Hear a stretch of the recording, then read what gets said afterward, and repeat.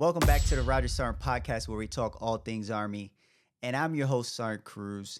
And today we're talking about the Army's low retention rates. And without further ado, let's get. All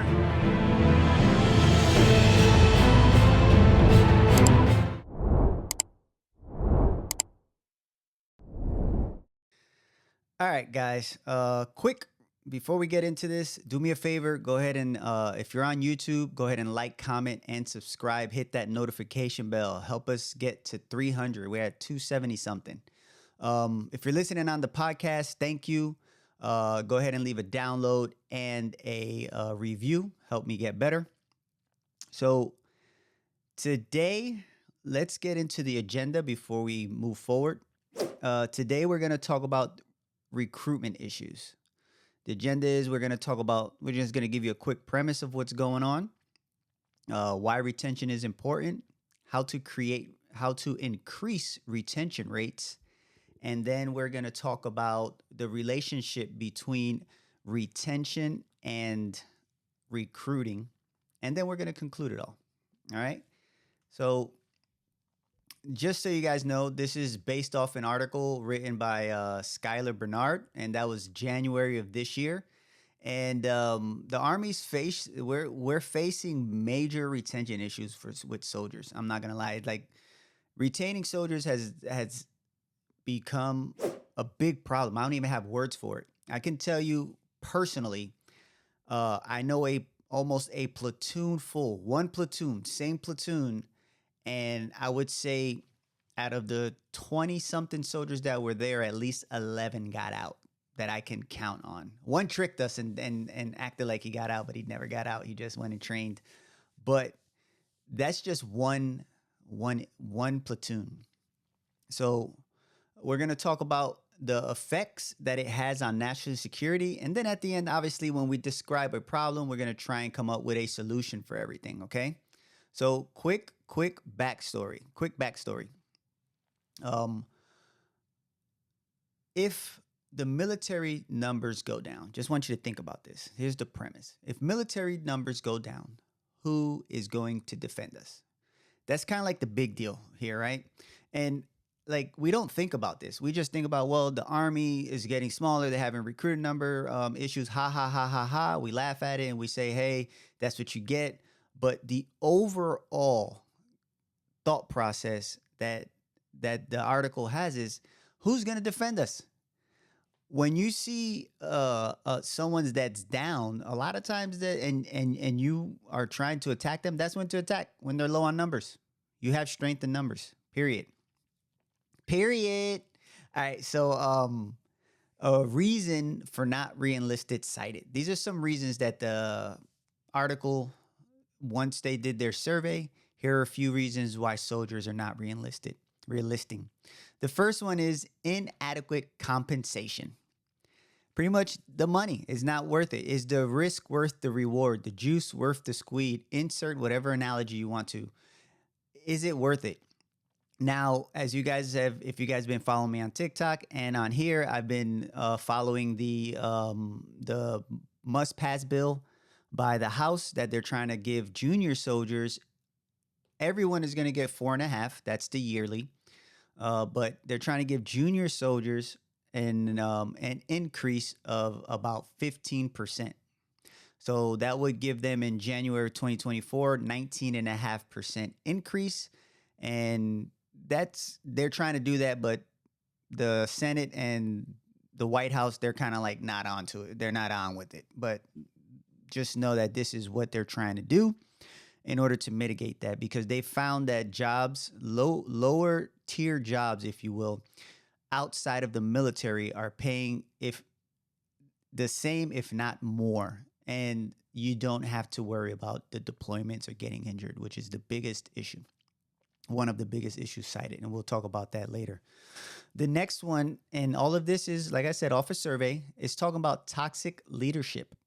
And now we call it counterproductive, but the article and the survey, the soldiers said toxic leadership.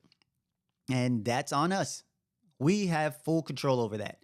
Not the House, not the Senate, not the White House. That is us as leaders. We control how we lead soldiers.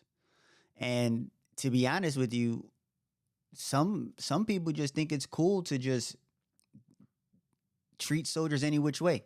And not even soldiers. Like me as a leader, I sometimes get shat on all the time.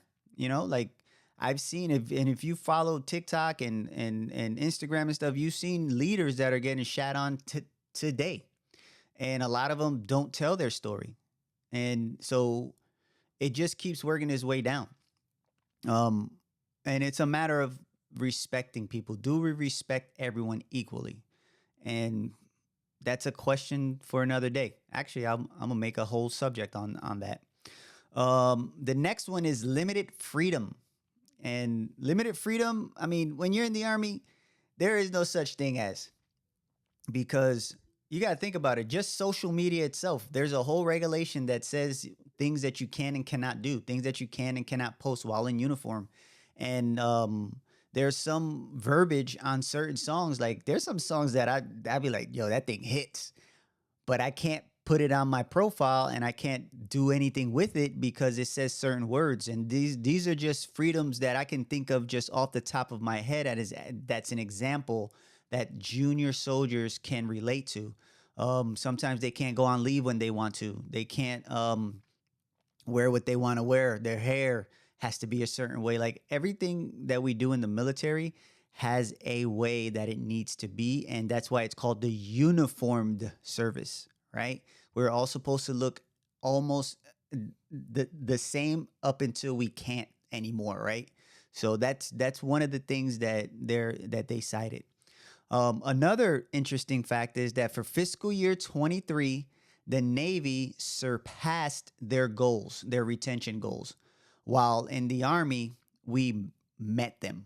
So we did not go above and beyond. So just understand, by bolstering retention rates, it's going to ensure the top soldiers remain in service rather than leave the military. Because the longer you stay in, the more experience you gain, right? And we'll talk about that in the next subject. But you create a good atmosphere and it makes people want to stay in. Okay, so let's talk about why retention is important, right? The first thing is going to be like it's strength and unit readiness, right? So keeping most experienced people is needed for effectiveness and preparedness. Myself, I've been in for 16 years. There are other leaders that have been in for 20 years, and that there's nothing but experience there. I don't care if you just went through the military day to day and you did not try and better yourself in any way. I'm talking about like going to college, getting extra badges, getting extra tabs, nothing like that. But you just went to the schools that you needed to go to and you did your job to the best of your ability, and every task that you were given, you flourished. If you just did that, that's experience in itself. Going from duty station to duty station, from BCT to a medac to your broadening assignment, all of that is gaining experience. And when that individual, when you keep them in longer, when you keep that soldier in longer, whether it's officer or enlisted, you're going to have experience there. And the strength in unit readiness also is keeping the most skilled that preserves institutional knowledge and expertise, right? And institutional knowledge is good for military operations. For instance, I'm going to NTC. I've been there more I've been to NTC more times since I've been in the BCT than ever in my whole career. This is probably like my fourth time in 2 years, that already 2.5 years. And I'm going back in October. And I just came back in April. But every time I go to NTC, I gain information, I gain knowledge, I gain institutional knowledge because I'm using my battle staff information or my battle staff training to help me with that, along with everything else, obviously my medical training. And that creates expertise because the perfect practice makes perfect, right? Not practice, perfect practice makes perfect, right? And it's going to help contribute to the mission.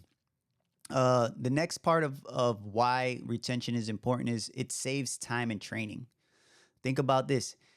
If you have a steady team you won't need to rehire or retrain for the same job. I say it again. If you have a steady team, you won't have to rehire or retrain for the same job. Now, granted, every people PCS, we understand that, but they're still part of the entire organization. And again, longevity, we love that word in the military, right? Oh, who has longevity? Let's put them here. Let's place them there. So the longer you're in, the more experience and the less you have to be retrained to do, or less that anyone has to retrain a new individual that comes in, right? Also, understand that the Army trains 40,000 troops a year. 40,000. If you're training to replace instead of augmenting, then it's not productive. Because if I train 40,000, let's say we're going to give a 15% turnover rate, just be realistic. So you still have 85%. Dang, that took me a second. You still have 85% that are going to move forward in their career and continue. So now instead of trying to replace the entire percentage or a good chunk of it, that next 40,000 that comes in, only 15% is actually replacing versus augmenting. So you got to understand, the longer you keep someone in, the better. And if you train them just to get out on their first term, are you, as the organization, is your organization getting anything out of them? I would flip it. If I came in and I got out in 5 years, I would have had a deployment, I would have had a degree, and I would have had a couple certifications, and I would have been on my way, and I would have been just fine because I got what I needed out of the Army. Did the Army get what they needed out of me? Probably not, because 5 years for a soldier, that's nothing. You got to think about it. Let's take mechanics, for instance, because mechanics are the most unsung heroes. You get a mechanic, and they're up until specialists, even sometimes sergeants, but up until specialists, they are literally learning their job. AIT for mechanics, and if anyone's in the comments, correct me if I'm wrong.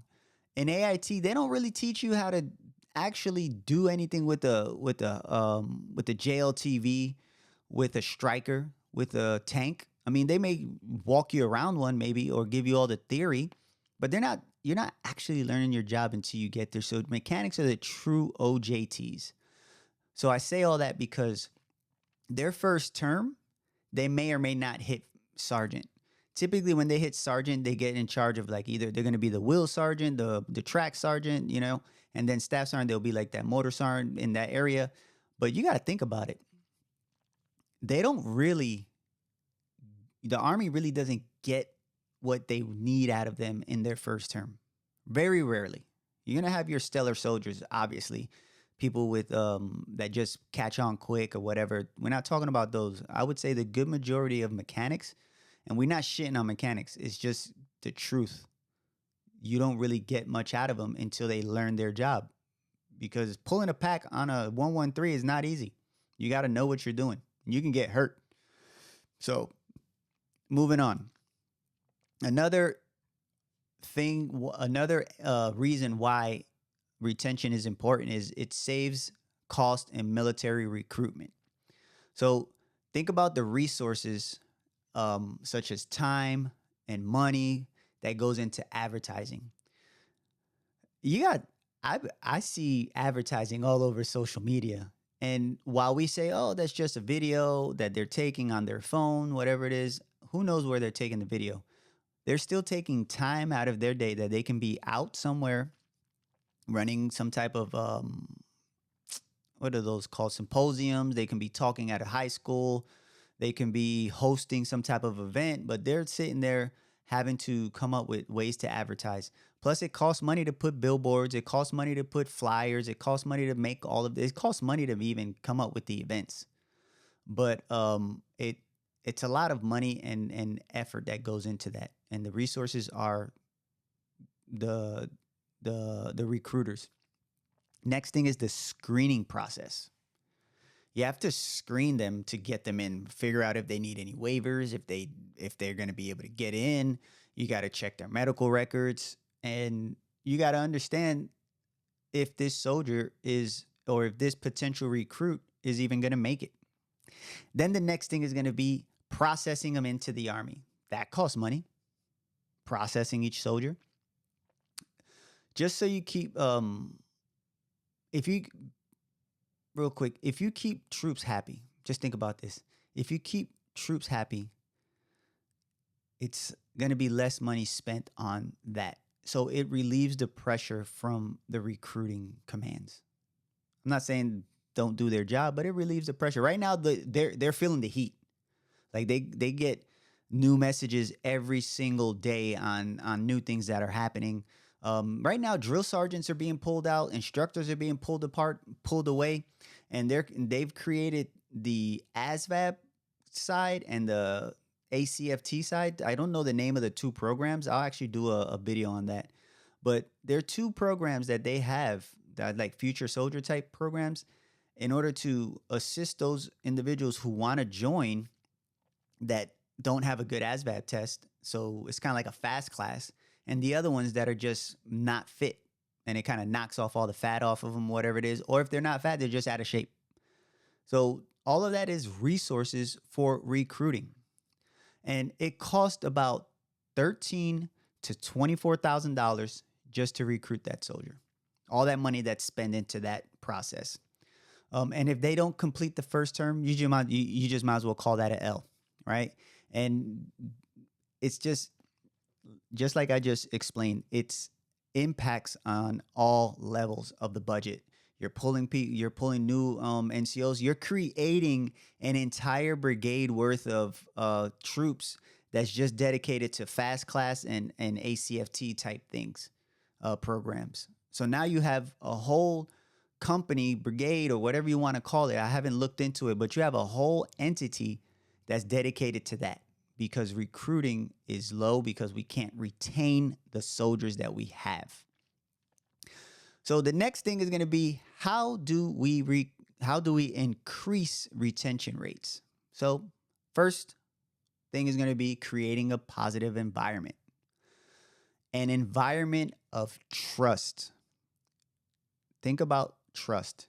If a soldier does not trust you, you will not get their respect. You're not going to get them to open up and to assist you and to work just at the drop of a dime. You ask them to do something and they just do it. Unity and respect. And that goes a long way. No soldier, no person wants to feel like they're not part of the group. However, you have to show them respect and earn their trust in order to bring them in. But as soon as you break that, it's going to be hard, right? Grass grows by the inch and dies by the foot. Just saying. Addressing counterproductive leaders. We as leaders get away with so much. It's crazy, to say the least. And we do get the benefit of the doubt from our peers and our superiors because they know how junior soldiers are. Heck, they were junior soldiers. I mean, sometimes we forget, and it's typically when it's to impose any type of punishment, we forget that we mess up. But holding leaders accountable is a big deal because that shows the soldier that the commanders and the support channel, they're paying attention and they're not just letting anybody go rogue. Another thing that they can do is integrate like leadership assessments and evaluations. You know, like when you go to school and stuff like that, some schools have peer reviews. Maybe that'll help because that'll keep me in line if I know I'm going to get evaluated by my troops. Now, we kind of do this in when we are like, what is that called? When I was an instructor, we have the end of course survey, and if you showed your ass during cycle, you would end up on that end of course critique, right? End of course survey. Like, you didn't want to end up on there negatively because sometimes the gripes are like, oh, well, he smoked us, which we weren't supposed to. Or it'll be something small. But if it was something that had merit, you get your shit pushed in. You know, you're gonna be on the red carpet and you're gonna have to explain why is it that you're doing these things and soldiers are upset. So maybe that's a good thing that can be implemented. Some type of leadership assessment. Another way that we can create these what are these called? Another way that we can create increase retention rates. Sorry, I got distracted, looked off to the side. Is increase pay and benefits. We're trying to work on it, but that's just the base pay. How about we create we increase pay when we're deployed, because a lot of the people outside of the army are not joining because they get deployed. So let's make the pot worth it. We get between $200 and $300, maybe $250 and $350. I can't remember. It's been a while since I got hostile fire pay or family set pay. How about we increase that to $500? I don't know. It's just a thought. All right. We throw money around, so let's throw some money to our own people.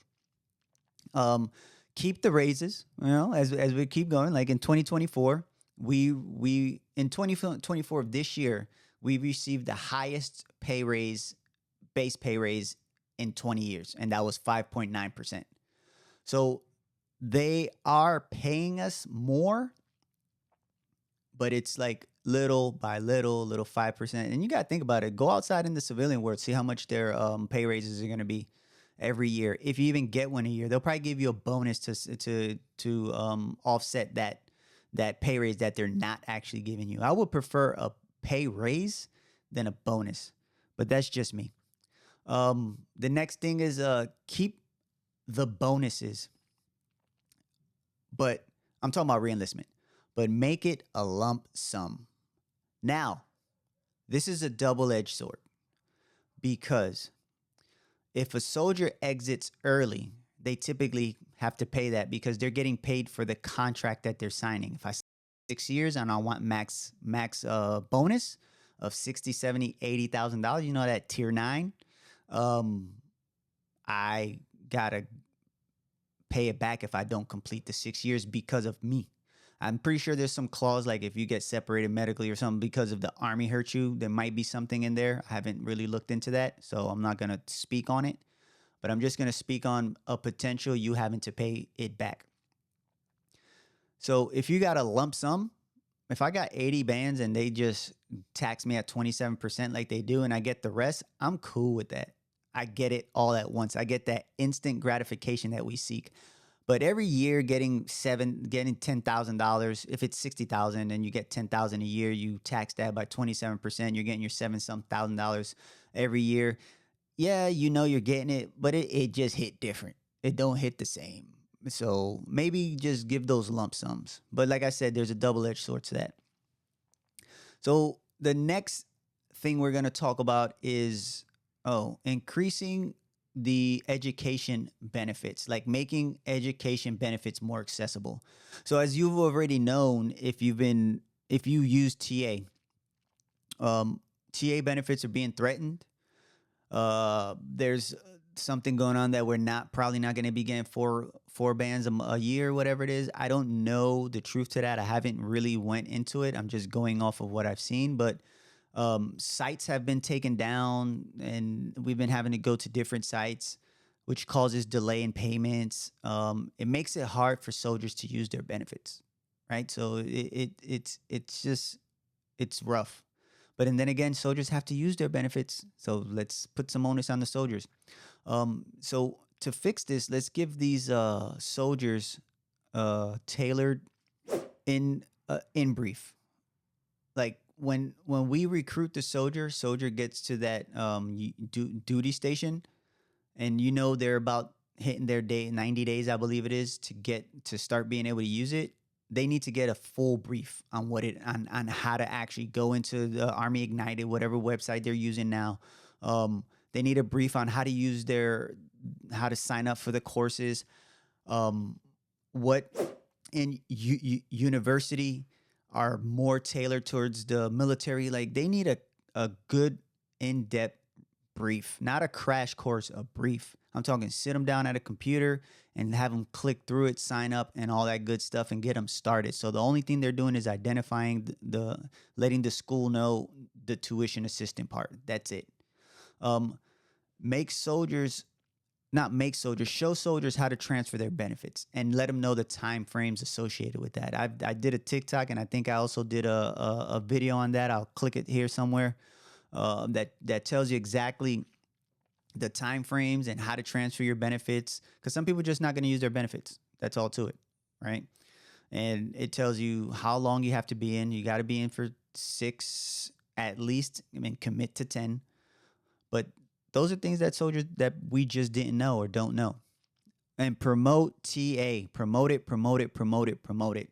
Like, unless we're talking about it on the side or something, there's no big banners out there. There's no like month of tuition assistant month or Army education month. There's nothing like that. You have to want to be educated, and allow soldiers the time to use it, and plan around them if possible. And I say that very loosely because plan around them it's a edgy subject. So soldier obviously has the most burden on the planning around part, but for sure we have to make sure that if a soldier has classes, allow them to come back home if they're out in the field for some field problem that they're not really needed. I'm not talking about NTC, all that cool stuff. Obviously, soldier has to plan around that. But just we have to be the ones to help them out. We have to, because that's our job as leaders. All right, so let's talk about the relationship. This is the last subject. Let's talk about the relationship between recruiting and retention. So the better pay and quality of life, it's going to be a better recruiting and a better retention tool. The House had their own bipartisan surveyors check the Army, investigate the Army on quality of life, and they've noticed that our quality of life is not up to par. So much so, and this is something that many of you probably already know, the Air Force gets paid a stipend for living on in Army barracks when they come live on our barracks. How crazy is that? Like, why is their barracks living standard higher than ours? And because they're Air Force. I don't want to hear none of that. We're all people. Shouldn't have 5 people in one room. It's just my opinion. But if you pay someone better and you give them and you offer them a better quality of life, it's going to keep the soldier in, and it's going to definitely be more calling. It'll be more enticing. Word of mouth is huge. I'm going to give you an example on social media. I'm pretty sure many of you have seen that all of these TikToks and Facebook posts, Instagram, a lot of them are bad mouthing the Army, and a lot of them are the young kids, right? The junior soldiers. And it's even worse when an NCO gets up there and be like, yo, this is it. They're not lying. You know what I mean? So word of mouth is huge, and we have to make sure that we're doing the best we can to foster a positive environment for these guys, because at the end of the day, it's going to make my job more difficult if I don't have enough troops. Right now, we're barely struggling to hit 60% in some of the platoons, in some of the in some of the manning. So think about that. Better retention keeps the best in and takes the pressure off recruiting. I already discussed that. And then factors affecting recruiting itself. So 77% of people aged between 17 or 24 to 24 are ineligible to join. It's either due to mental or physical health, substance abuse. There are many factors, as you can see, or I've heard, that contribute to soldiers or potential recruits. Another reason another factor that's affecting recruit is the fear of death or injury. And we can't help that. We're the military. We're the Army. there's going to be a propensity for injury and definitely a risk of death in our line of work. That cannot be helped as much. We can only do but so much on that. But we can make the environment worth enlisting, worth living, and definitely worth staying in. We can impact that. Like, I could potentially die or get hurt in one of these training events, but I like the people who I work around. 54.5% of Americans discourage people from joining the active duty, right? The other percentage says, hey, go either reserve, or if you're going to go active, go officer. But 55% pretty much says you shouldn't join the Army. There are other things that you can do with your life. And last thing that the study showed, the 2021 study shows that 45% of Americans have lost trust in the military versus 70% from 2018. Think about that. 70% of them supported us, and 45 just lost it. So overall, there are many things that we can do better. Just understand that it's just a process. Like military recruitment and retention, they're crucial for maintaining a capable and ready defense force. Effective recruitment ensures that the military attracts individuals with the necessary skills and attributes to meet its diverse and evolving challenges. Retention, on the other hand, keeps experienced personnel within the ranks, preserving institutional knowledge and operational effectiveness. Together, strong recruitment and retention practices ensure the military remains resilient, adaptable, prepared to protect the nation's interest, because that's the bottom line. The nation, not of the nation, not just the nation, the world, Craig. So yeah, that's it. I appreciate you guys' time. If you're on YouTube, like I said, thanks for watching. Like, comment, and subscribe. If you're listening on the podcast, go ahead and drop a download and leave a review. If you have any questions, comments, concerns, go ahead and hit me up at rogersarnt@gmail.com. Follow my socials. Hit my link tree up at Roger Sarnt, and you can see all my socials. There's my IG, there's my Facebook, there's my TikTok, and there's my Discord as well. And as always, you don't have to embrace the suck if you got the right tools in your ruck. I'm Sarnt Cruz, and I'm out. Roger Sarnt!